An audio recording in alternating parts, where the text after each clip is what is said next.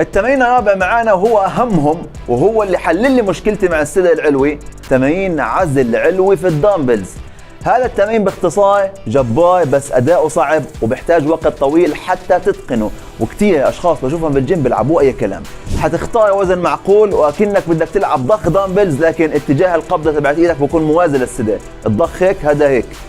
زاويه كوعك مش مفتوحه تماما، في انكسار فيها، تفتح صدرك للاخر لاقصى نقطه ممكنه للاسفل، مع اهميه ان الوزن لما ينزل يكون مقابل صدرك مش مقابل كتفك.